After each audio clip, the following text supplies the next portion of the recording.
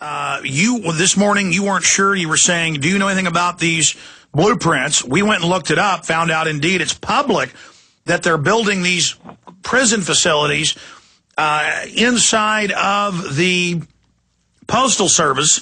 Paul Watson has links to that in his article. U.S. Postal Service expands construction of secret rooms. This just went up on prisonplanet.com.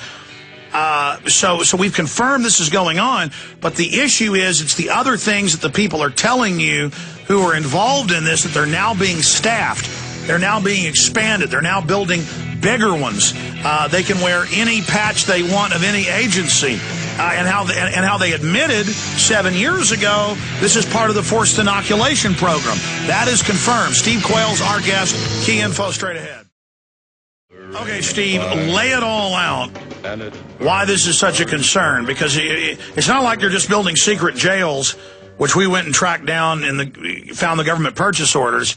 That's creepy enough. We know from past mainstream reports they want to use post offices during collapse of society and for forced inoculation. And go ahead. Well, also, I think the thing that everyone needs to watch is all of the new revelations on the ID, the new push for national ID, the new biometric scanning, the new DNA scanning, the new sampling against your will.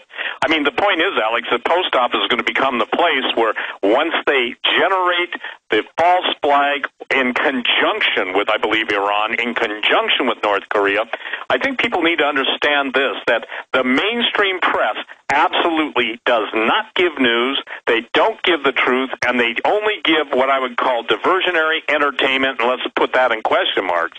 So the point that it has to be made clearly is that the identification, the vilification, the nullification, and soon the destruction of anyone who is other than them is going to take place. And look, Alex, we've seen it. The MIAC report, all the different documentation, it doesn't even matter if we can prove historically that false flags are general operating procedure of the power that's in place at the time.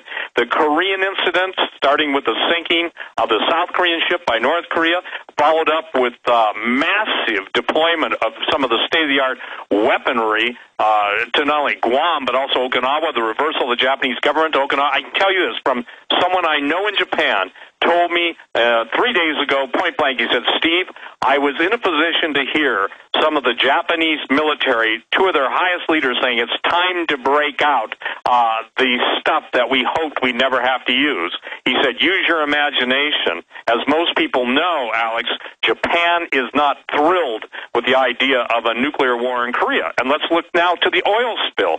Whether people believe it or not, want to accept it or not, all these things are happening almost in a concerted and a concentrated point in time to generate the massive amount of chaos. The New World Order thrives on one word.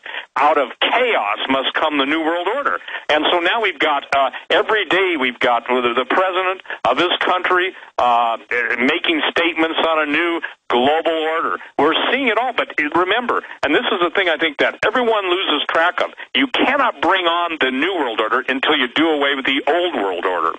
So the false flag is a given. I'm also told, and I've been told this by people who live in your area, and you know in Austin, you guys have a lot of retired and active duty, special operations people, that again, the idea is that once it starts in the Middle East, and Egypt's already running their test war against Israel, Syria, everybody's getting ready for the big one.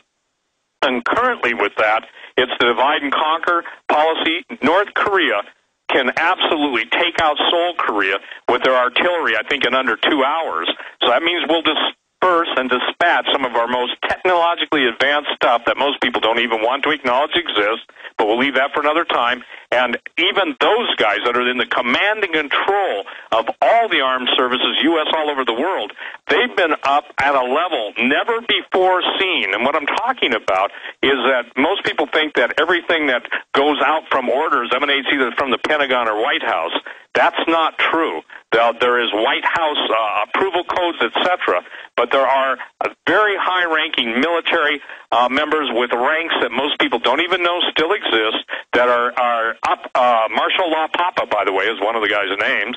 And the thing is that we're seeing now building almost to a crescendo, and it's waiting for the shoe to fall. But while we're waiting for the shoe to fall, whether it's false flag or an international incident or nuclear war, whatever, the point being is that all these centers are being staffed, all the prisons are being staffed. You know, whether people want to believe that auto carrier cars can be used for human beings or not, I'm not going to argue the point. The thing is, we see everything going on. The vilification of veterans, that's the one that really threw me off, Alex, because a veteran should have been screaming at the top of their lungs. Well, Steve, I mean, it's admitted they're training for martial law and military lockdown and mass arrest and saying we can only keep you safe if we can arrest citizens and strip them of habeas corpus. We can only keep you safe if we can torture. I mean, look at the North Korea situation. You've got the Swiss company, headed up by Rumsfeld, giving them the nukes, and then now, right on time, having the North attack that South Korean ship.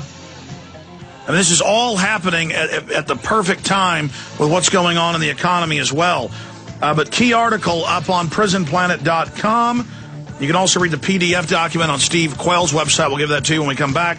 U.S. Postal Service expands construction of secret rooms. And we confirmed this. We don't just have the documents of some of the secret rooms in different cities. We have also the news admitting they're building these. We'll be back. Folks, don't forget that you make this radio/TV show possible. You make the films possible, the news websites. And plus, the books and videos are what are waking people up. And the population is now ready to be awakened. Get Don't Tread on Me about 10th Amendment, states' rights, democracy versus republic. Where were you in the Second American Revolution to restore freedom? That's what Don't Tread on Me, available on DVD at Infowars.com covers.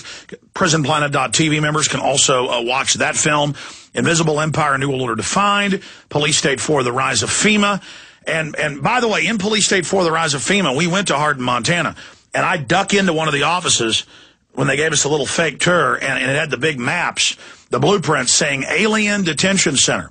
Remember, they had said it was going to be a FEMA camp on CNN. Then they denied that. And they had a DNA testing room in there. When I ducked in, I mean, I'd flip the camera on, duck in because they wouldn't let me get in. That's been being posted on YouTube right now. It's going to be posted in with this article with the info Steve Quayle and others gave us. But I want to be specific here, ladies and gentlemen. Police State 4, The Rise of FEMA covers all of the developments that are taking place. Everyone needs to see this. When they're taking blood under federal grants at checkpoints all over the country, and when they're announcing they're going to arrest citizens without any due process, that is martial law. It's what increment of martial law are we under? So we also do need to have your support out there.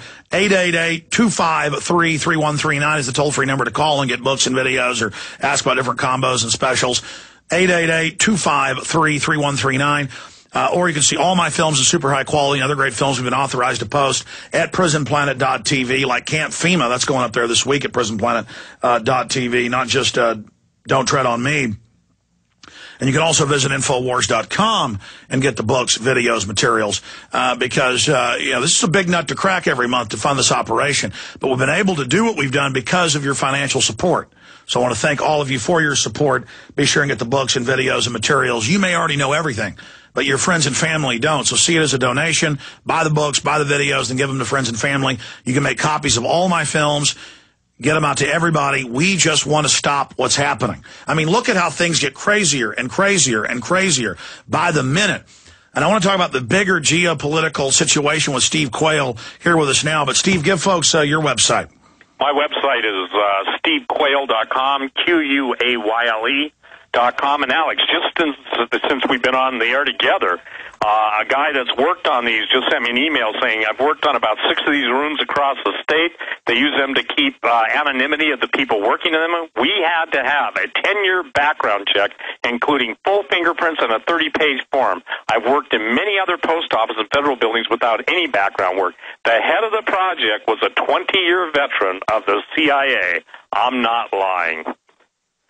So, interesting, because, again, now you've got domestic intelligence being turned internally. We've got the biggest wars potential being let's say, coming to a focus, and every effort that can be made to ultimately make war against the American people, imprison and torture the American people, and it's all going on under the guise of, domestic security. I've got to tell you, Alex, that what we're talking about, we're hitting a nerve. Now also, something that your listeners need to know, in real time, frequency alerts are up on HF radio frequencies for all the American troops on the Korean Peninsula. The stories coming out on the newswire. No. They admit we may have nuclear war. They admit we're in a war footing.